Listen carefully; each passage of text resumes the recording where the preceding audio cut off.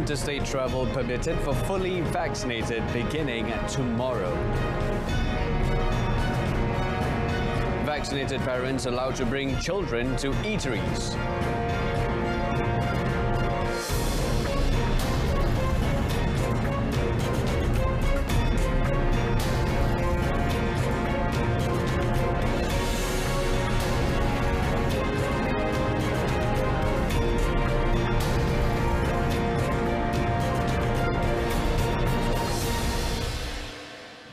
Welcome to News at 10 with me, Brendan Lepore. Interstate travel will be allowed for those who have been fully vaccinated starting tomorrow. The much-anticipated news was announced by Prime Minister Dr. Sri Semasa after the COVID-19 vaccination rate of the adult population in the country hit 90%. The Premier said with the permission, those who have completed the two-dose regimen can travel across states without having to apply for a police permit. Yet tourism activities in the United States are also allowed, subject to standard operating procedure. Walaupun kebebasan telah pun diberikan untuk pergerakan, tetapi saya harap jangan mengambil lewa dari segi pematuhan SOP. Kerana SOP itu masih lagi menjadi syarat utama untuk menjayakan apa yang kita laksanakan ini seterusnya. Dan ingin saya ingatkan bahawa Akta 342 di bawah Kementerian Kesihatan masih lagi dikuatkuasakan. Bermakna kesalahan di bawah Akta 342 masih boleh dikenakan dan mereka yang melanggarnya masih boleh dikenakan tindakan. Speaking during a special conference in Putrajaya, the Prime Minister stressed that the lifting of the prohibition on interstate travel does not apply for visits to localities placed under the Enhanced Movement Control Order. Based on the data on the COVID-19 portal this morning, 89.7% of the adult population have completed their vaccination, just 0.3% shy of the targeted 90%. The data will be updated tonight at midnight. In a related development, Dr. Sri Semasa said the government has no plans to make COVID-19 swab tests compulsory for those who wish to travel interstate, but they are encouraged to do so. According to the Premier, everyone must be responsible and take the necessary measures in order to protect their loved ones. Apa salahnya untuk pastikan ibu bapa kita di kampung selamat, kita cek dulu diri kita, adakah kita ni tiada jangkitan. Maka lebih adalah digalakkan. Saya tidak kata wajib. Digalakkan untuk kepentingan keluarga kita, ibu bapa kita di kampung. He further explained that the swab test should not be done by only those who are about to return to their hometown, but also by their family members that are waiting for their return. Meanwhile, the Prime Minister said fully vaccinated Malaysians and those residing in the country can also travel abroad without My Travel Pass approval starting tomorrow. However, he noted that the travellers must still undergo mandatory quarantine for 14 days upon returning to Malaysia. Syaratnya tetap sama, bebas melancong keluar negara dan sebelum balik, yang pertama mesti membuat swab test saringan swab di luar negara 3 hari sebelum pulang ke tanah air, dan setibanya di negara, di lapangan terbang dan sebagainya, di pintu masuk negara juga perlu membuat swab test, dan selepas itu ditempatkan di pusat kuarantin. Walaupun bagaimanapun untuk warga kita, kuarantin adalah telah pun dibenarkan di rumah untuk dikuarantin. Previously, Malaysians who wish to travel abroad need to apply for approval through My Travel Pass based on several categories, including education, business and emergency. On another note, Dr. Sri Semasa said despite the permission to freely travel to another country, the Malaysian borders are still closed for international tourism. All state border roadblocks nationwide will cease operations at midnight following the resumption of interstate travel for fully vaccinated individuals effective 11 October. In a statement, Inspector General of Police IGP Datuk Seri Akadil Sani Abdullah Sani said roadblocks at Enhanced Movement Control Order EMCO areas will remain. Also to continue are Ops Benteng roadblocks as well as crime prevention and security roadblocks. He said although there are no more roadblocks at state borders, the police will continue to mobilize standard operating procedures SOP compliance teams to ensure people abide by the SOP. He said these checks will be conducted by the authorities at random at hotspot locations, in line with the provisions of the Infectious Diseases Prevention and Control Act 1988, Act 342. Prime Minister Datuk Seri Yaakob today made the much-awaited announcement on the removal of the interstate travel ban. Effective tomorrow, fully vaccinated individuals will be allowed to cross state borders without the need for a police permit. This applies to all areas except for those under the EMCO. Daily traffic on the East Coast Expressway 2, LPT2, is expected to reach between 38,000 and 45,000 vehicles following the termination of interstate travel ban. LPT2 Region Business Manager Suhaimi Samad said many people would definitely seize the opportunity to return to their hometown or go on a vacation after facing restrictions for so long due to the COVID-19 pandemic. As such, he said LPT2 had carried out thorough preparation, including in terms of safety and facilities, to ensure that users have a comfortable travel experience and arrive safely at their respective destinations. He said maintenance crews and customer service personnel along the 184-kilometre stretch are prepared for all eventualities, adding that all public facilities at 5 rest and service areas and laybys along LPT2 are regularly sanitized to ensure the comfort of highway users. Suhaimi also reminded highway users to comply with the standard operating procedures to curb COVID-19 transmission when making a stop at the R&Rs and laybys. Fully vaccinated parents are allowed to bring their children aged below 17 to dine in at restaurants and eateries, commenting on confusion made when several restaurants refused to allow adolescents to enter the premise with their parents. Deputy Health Minister Dr. Noor Azmi Ghazali said this rule is still in effect as of today. Kita masih ikut macam lama. Kalau tidak kita jadi tiba-tiba bulan lepas kita boleh bawa anak kita 13 tahun, bulan ni tak boleh bawa. Dia jadi macam tu. Jadi ini nama dia menyusahkan. Jadi kita bukan buat kerja untuk menyusahkan, kita nak menyelamatkan anak-anak kita yang nak masuk sekolah dan kita nak memudahkan semua ibu bapa. He said this after a cycling event at Masjid Matang Gerdu in Bagan Serai, Perak. Deputy Minister also revealed that over 90% of adolescents aged 16 and 17 have received their vaccine jab since the launch of the Adolescent National COVID-19 Immunization Program, PICK, on 20th September. Parents will now be able to check the overall vaccination coverage in schools, including for students and staff, on the official government website for data and insights COVID Now.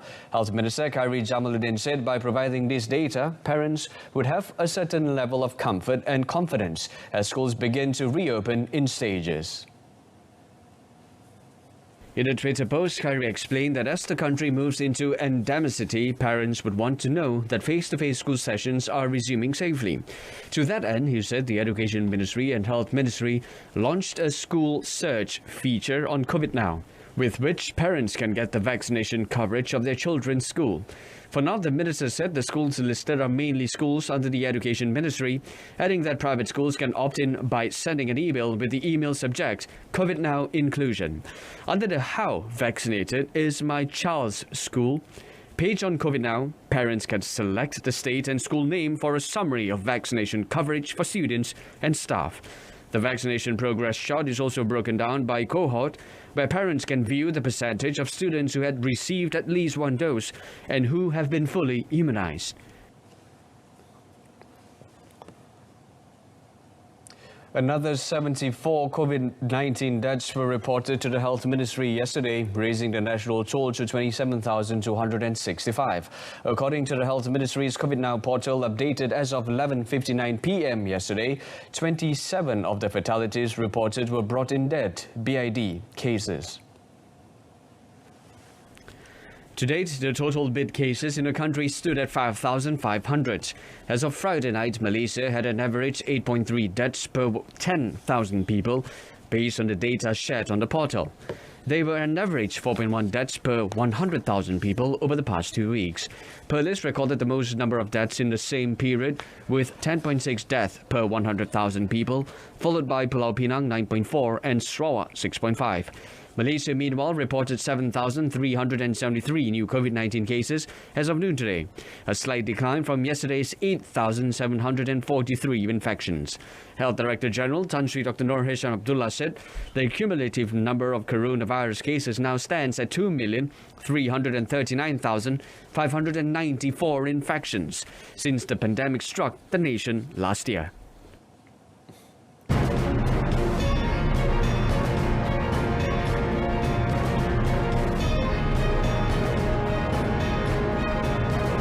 To come, court upholds decision in saleswomen Basikal Laja case. Stay with us.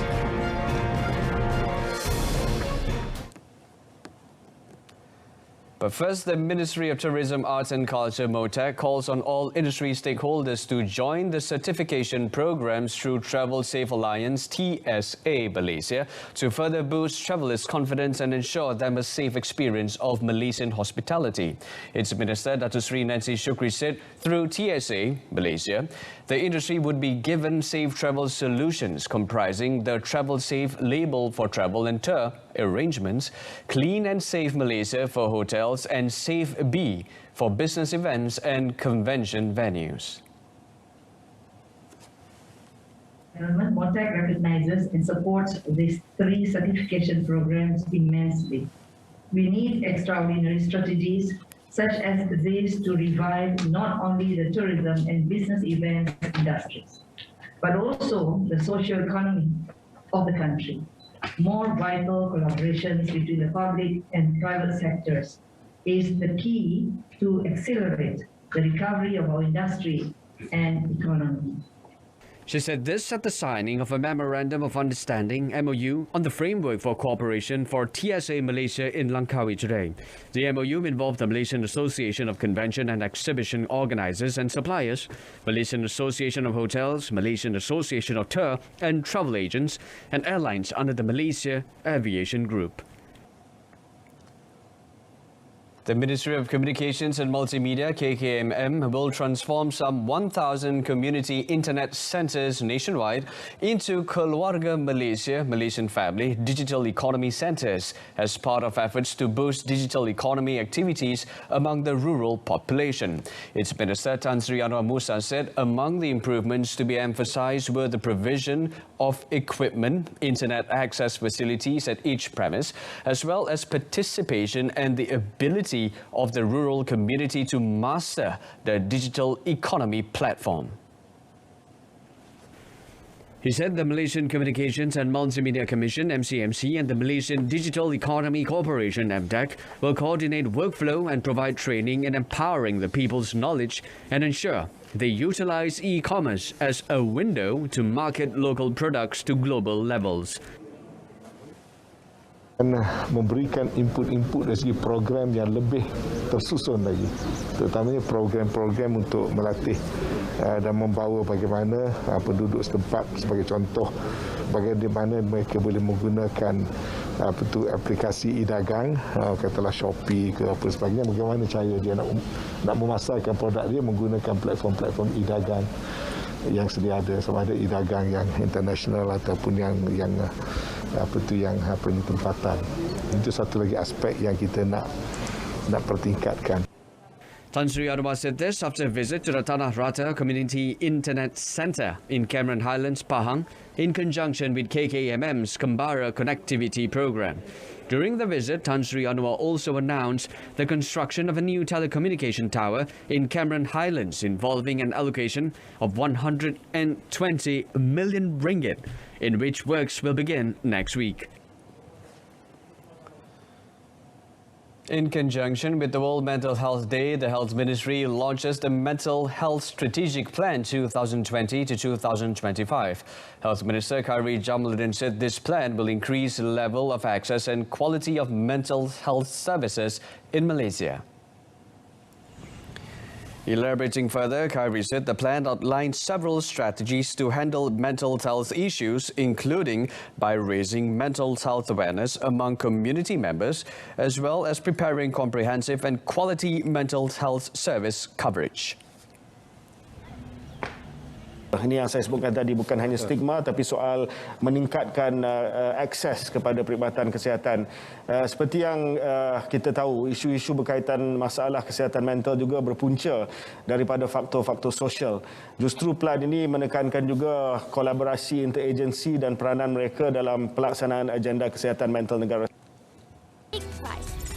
Speaking after launching the strategic plan, the minister also proposed for the establishment of all national mental health centre of excellence to overcome the matter.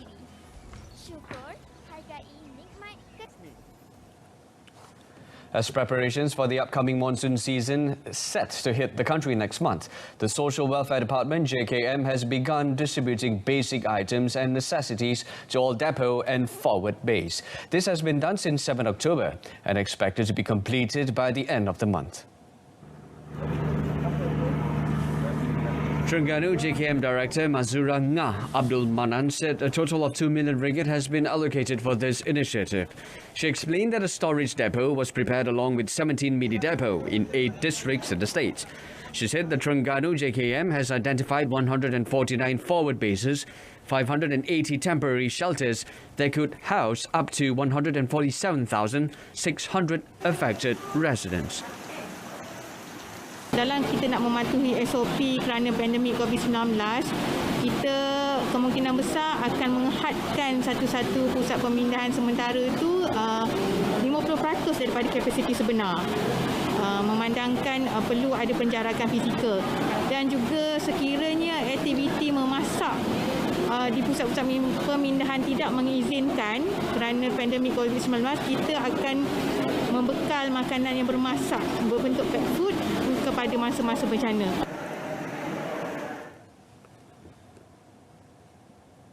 The Johor Bahru Magistrates Court today upheld the decision to acquit and discharge a saleswoman of reckless driving, which resulted in 8 deaths of teenagers on modified bicycle, commonly known as bicycle lajak, 4 years ago. This was after the prosecution failed to prove its case beyond reasonable doubt. The decision on the appeal was made by Magistrate Siti Haja Ali after Sam Kerting, 26, was ordered to enter her defence at the High Court in February. In her judgment, Siti Haja said her decision took into account the reasonable testimony of the accused, that she had no knowledge of the riding activities on modified bicycles in the area and there was no warning on such activities. The magistrate also found that the accused's statement that she was in the extreme left lane of the incident's location in Jalan Lingkaran Dalam also concurred with the results of a study conducted by the Malaysian Institute of Road Safety, MIROS, which found that the accused vehicle was either driven at 44.5 kilometers or 75.8 kilometers per hour. The court also ordered the accused's suspended driving license be returned to her immediately. Sam, who at the time of the incident was 22 years old, was charged with driving a car with registration number JQB 9984 in Jalan Lingkaran Dalam recklessly or dangerously, resulting in the death of 8 cyclists at 3:20 a.m. on 18 February 2017. That's it from us this evening. At our top story, interstate travel permitted for fully vaccinated beginning tomorrow. Join us for updates at noon at 12:30 tomorrow. Till then, I'm Brendan Lepore. Thank you so much for watching. Till next time, take care, stay safe.